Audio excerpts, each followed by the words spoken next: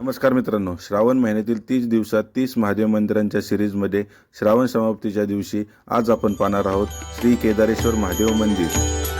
लवथवती विक्राळा ब्रह्मांडी माळा, विषे कंठ काळा त्रिनेत्री ज्वाळा, लावण्य सुंदर मस्तकी बाळा, तेथून या जळ निर्मळ वाहे झुळझुळा।